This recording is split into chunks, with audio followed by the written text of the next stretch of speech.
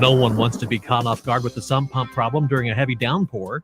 Reamer Plumbing, Heating, and Air Conditioning can help you plan ahead to avoid a flooded basement. They sell and install primary electric pumps, as well as water and battery-powered backup pumps. Reamer Plumbing, Heating, and Air Conditioning can also bring you back to normal from a wet basement with maintenance or replacement of a flooded water heater, furnace, or boiler. Trust the experts with your plumbing and heating mechanical needs in your home. You have a family doctor. Do you have a family plumber? Reamer Plumbing, Heating, and Air Conditioning, 989-792-8738. Or find them on the web at reamerplumbing.com. Any way you spell it, Reamer means quality. It could be the best years of your life. In retirement, you'll finally get to do what you want to do. But you have to plan for it. Start by tuning into Mindy and Nolan McIntosh of McIntosh & Associates every Sunday at noon for Wealth Michigan with the McIntoshes. Make retirement the best time of your life. Tune in Sundays at noon for Wealth Michigan with the McIntoshes. Firm offers insurance services. Investment advisory services offered only by duly registered individuals through AE Wealth Management, LLC. We're planning a trip to Spain later this year. But our Spanish is pretty bad. So we're using Babbel. Babbel's conversation-based method teaches you real-life words and phrases. And with Babbel's interactive, bite-sized lessons, you'll remember what you learned. There's no easier way to learn another language. Ahora hablamos español. He just said now he speaks Spanish. Babbel, language for life. Now try Babbel for free. Just go to Babbel.com. That's Babbel.com. Now, the only locally produced farm radio show with agricultural news, information, interviews, in-depth weather, and more. It's Terry Henne and his Farm Show on 100.5 and 790 News Radio WSGW and online WSGW.com.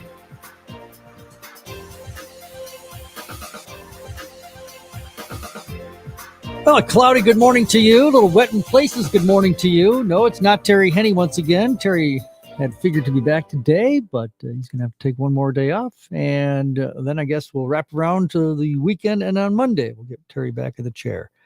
Good morning on Terry Henne's Farm Show. Charlie Rood in for Terry today. And welcome. Welcome to another day weather-wise, just like all the other days have been weather-wise, it seems, as we continue to have the clouds and the overcast conditions and those chances of scattered showers. And the cool temperature conditions compared to where we're supposed to be. The only good news, I suppose, is at least we don't have anything of any kind of weather severity. National Weather Service isn't listing anything when it comes to any kind of problems across the state. But the Upper Peninsula had some interesting weather.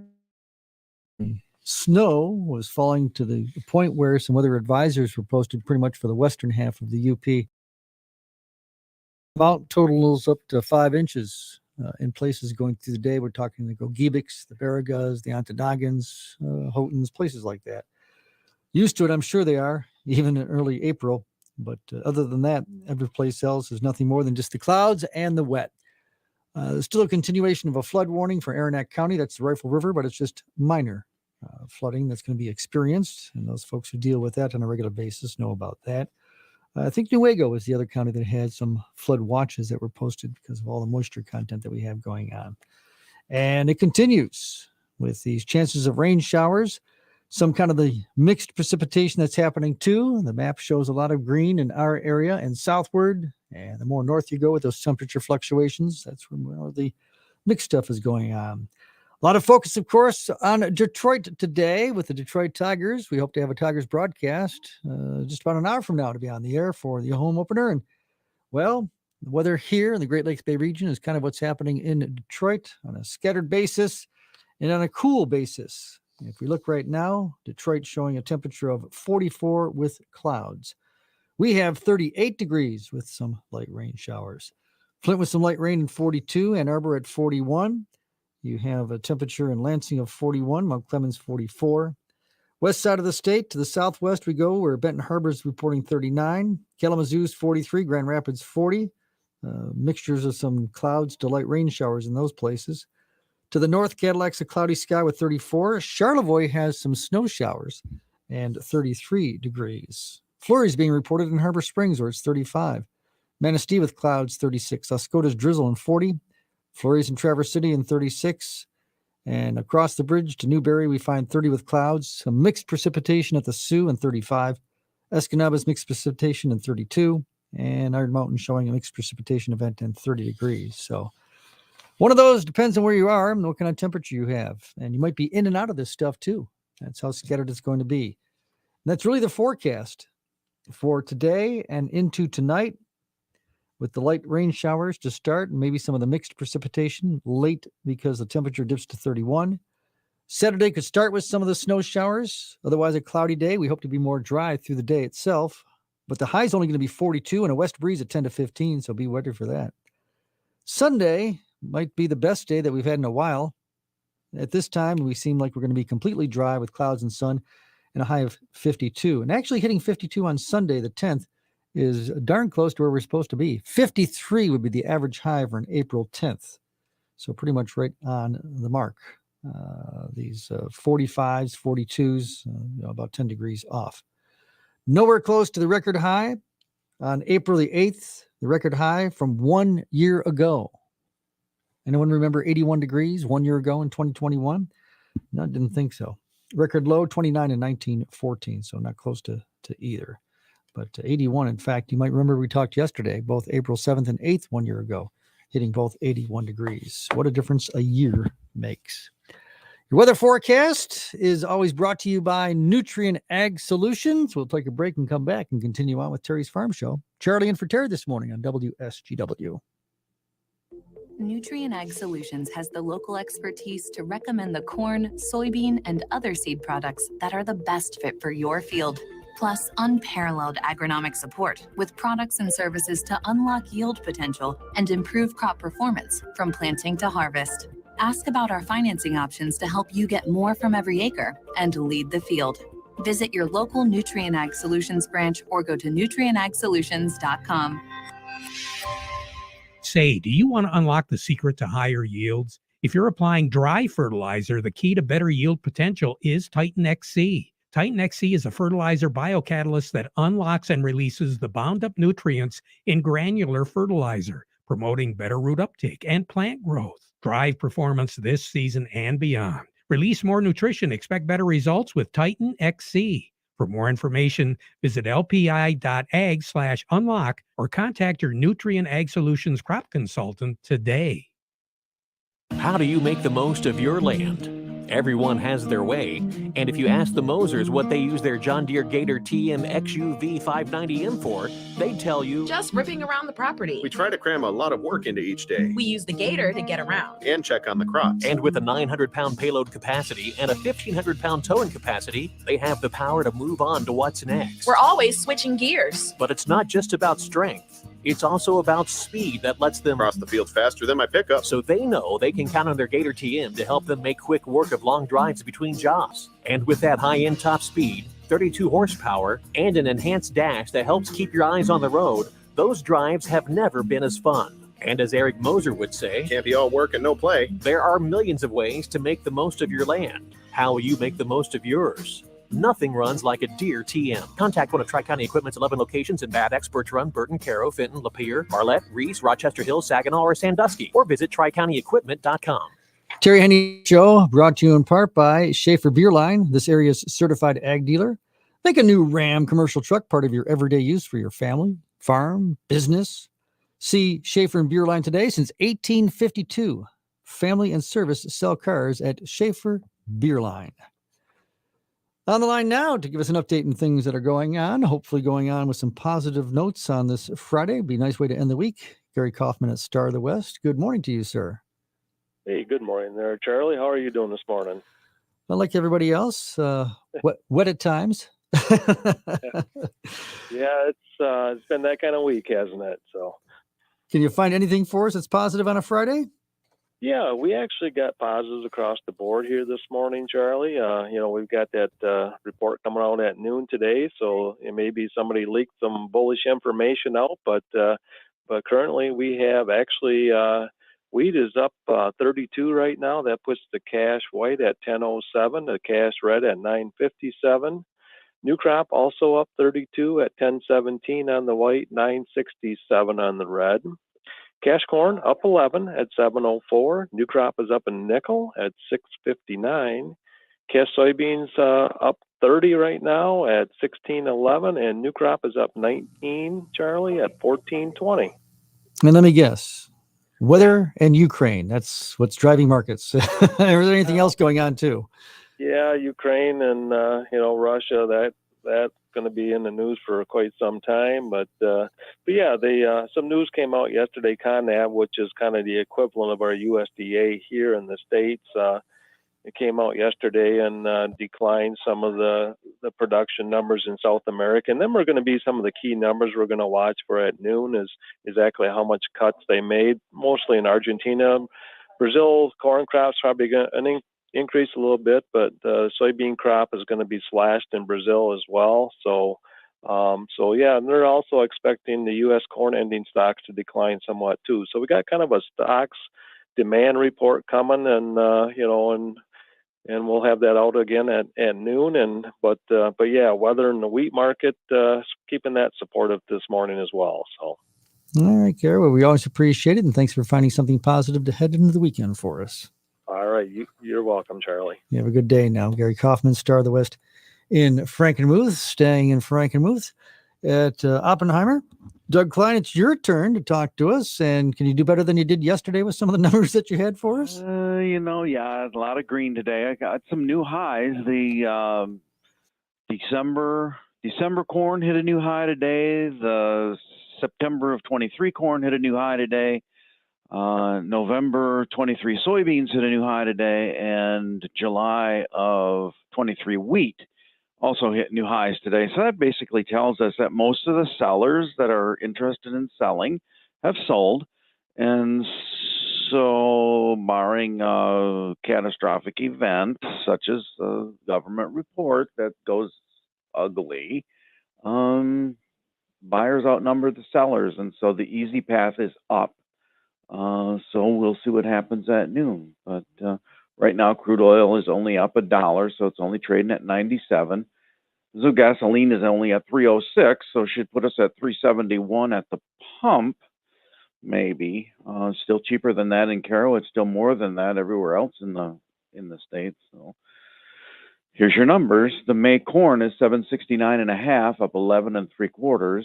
The December corn is 713 3/4, up 4 3/4. And the September 23 corn is 663, up 4 1/4. The May soybeans 1678 1/4, up 32 3/4. November soybeans 1485 1/4, up 19, and November of 23 soybeans 1378.5, up 10 cents. The May wheat is 1053, up 33 cents.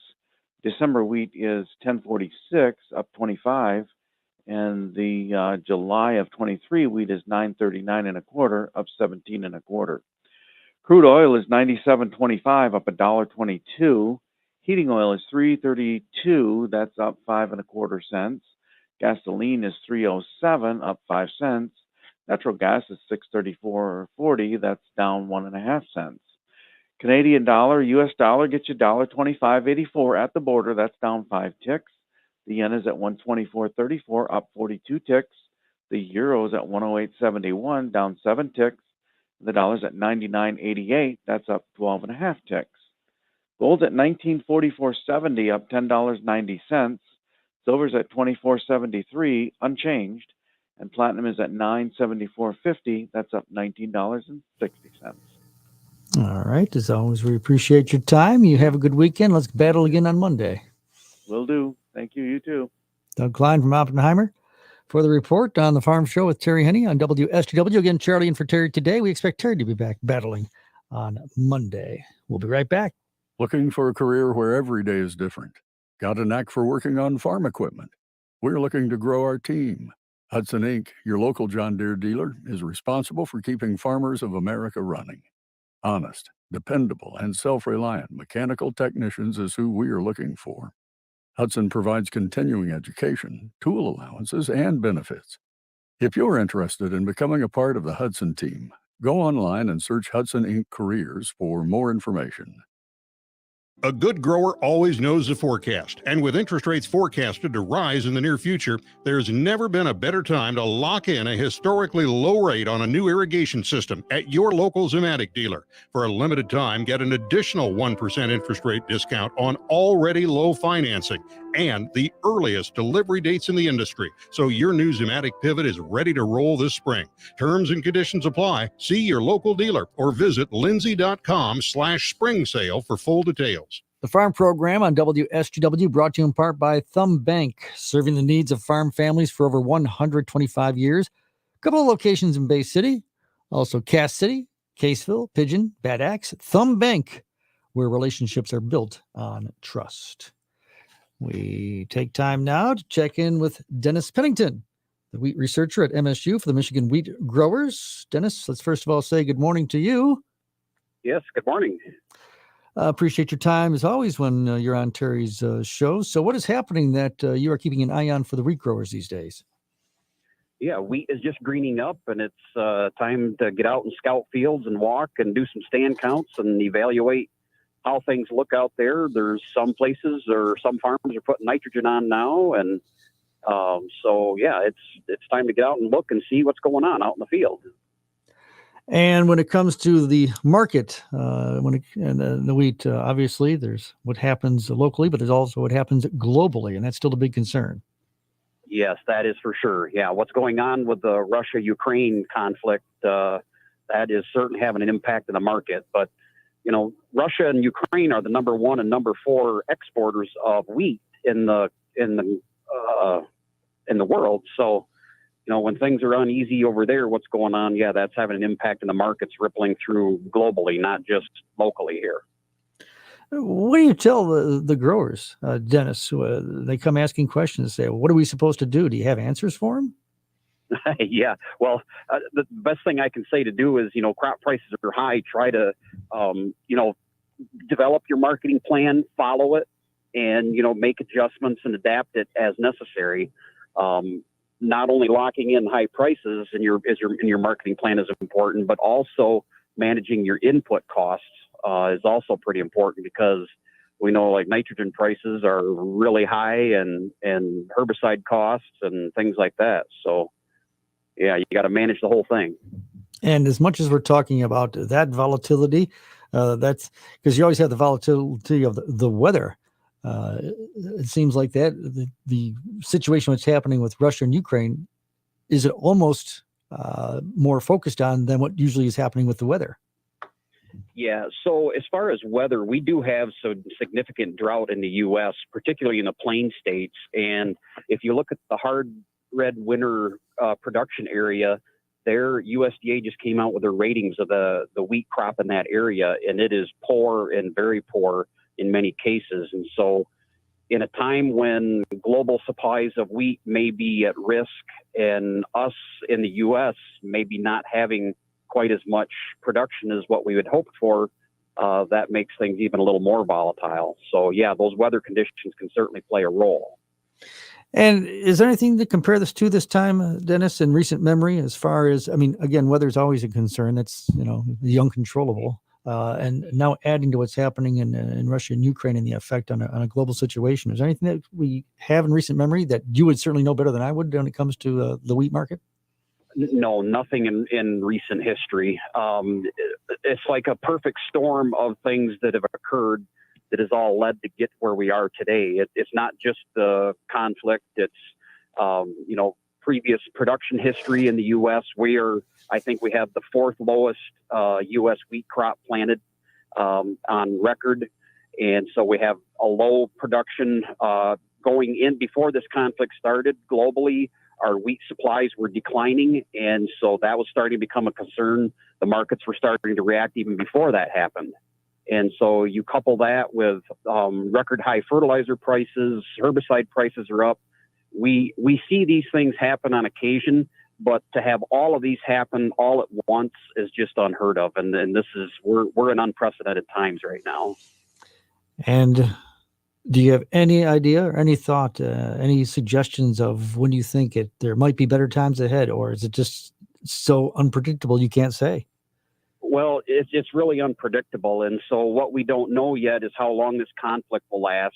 What will happen with sanctions against Russia? Will they be able to ship grain and export wheat into the world market? And then what about Ukraine? Are they able to get nitrogen on their crop? Are they going to be able to get it harvested? Will they have the infrastructure that's not destroyed to get their crop on rail cars out to ports and be able to get it on ships to enter the world market? There's just so many things that are unknown that my best advice would be develop your marketing plan, keep that marketing plan, update it, look at it regular, and adapt it as necessary to deal with these times that we have. All right, Dennis Pennington again from Michigan State University, the Michigan Wheat Growers. We appreciate you keeping an eye on things and doing what you can to keep whatever stability is available. Thanks for your time today. Yeah. All right, you have a great day. All right, you too. Never easy to be a grower in the first place, and these kinds of times we live in. Wow. We'll have more coming up. Chuck Cervinsky from Maple Hill Nursery, ready to join us next. The versatile Kubota B Series is a do-it-all tractor. Run powerful attachments that can be easily switched out. It features a hydrostatic transmission and is simple to maintain. The Kubota B Series. It makes the hard work look easy. Talk to your local Kubota dealer today to schedule a demo. Built upon a solid foundation of cast iron and steel, the Kubota L Series is part of our under 100 horsepower tractor lineup rated #1 for reliability. They feature powerful Kubota diesel engines and easy operation. The durable Kubota L Series. Talk to your local Kubota dealer today to schedule a demo. Go to KubotaUSA.com for full disclaimer. See Kim Weiss at Lingle Equipment, 3001 Sawyer Drive along I-75 at the M81 Carroll exit just south of the Zilwaukee Bridge, Saginaw. Call Kim today at 989-754-7801 or email at k.weiss@lingle1.com. On Terry Henne's Farm Show again, Charlie Rood in for Terry today. We trust he's going to be back on Monday, ready to get an update on what we need to know from Chuck Cervinsky and Maple Hill Nursery in Midland. Chuck, good morning to you. Good morning, Charlie, on this wet and rainy Friday. Another day of wet. Is that causing us some concerns? What tip do you have to bring us today, Chuck? We're getting a lot of calls with moss in the lawn. And basically, it's pretty common this time of the year, but it's not really that big of a problem, a rather minor problem. And some of the things that it's associated with is low fertility, compacted soil, shade, restricted air movement in the soil, and excessive moisture. And in order to treat moss, you really need to figure out what conditions contributed to the moss infestation to begin with and base your corrective actions around that. So how do we go about doing that? How do we determine what the conditions are, Chuck? Some of the things that you can use to control it is to maintain a little higher mowing height throughout the year, fertilize your lawn to encourage aggressive growth to help maybe crowd out that moss, do a soil test to see if the soil is lacking something. That's normally the cause of the moss in the first place. And then a few other things you can do is aerate the lawn to reduce the compaction, increase a little bit more air movement. And if shade is an issue, maybe thin out the trees a little bit to increase a little air movement and sunlight to the lawn areas. And all those things can be used as control measures. And If we find moss, we shouldn't ignore it. We should do something because it could have devastating effects in the end if you don't. Definitely. If you don't treat it, what it'll end up doing is it'll overtake your lawn, and then you're going to wind up stripping the whole thing out and putting topsoil on it and starting all over again. Is there any, I don't know if the word is danger, I guess I should say, that if we notice, say, we don't have the moss, but our neighbor does, but our lawn is nice and healthy and green. Well, our nice, healthy lawn, will it be able to combat against the moss? Or if I see it over there, do I have to try and say, hey, please do something so it doesn't come over here? Hey, the healthier the lawn you have, the better chances you are of not having the moss. But if it's in your neighbor's yard, you might want to encourage them to put some moss killer down. You can get granular moss killer. It's real easy to put down, and it will definitely help take care of that problem. Of course, in my case, it's probably I've got the moss threatening my neighbor, not the other way around. But that's another story. Chuck, we appreciate you joining us every Friday morning for these tips you provide us on the lawn and garden. Yep. Have a great weekend, Charlie. From Maple Hill Nursery, Chuck Cervinsky. Take care of that moss, as Chuck says. That's going to wrap up things. We'll be back at 12:30 with an update on the markets and the weather here on WSGW. We close out, of course, to head to noon with our national anthem.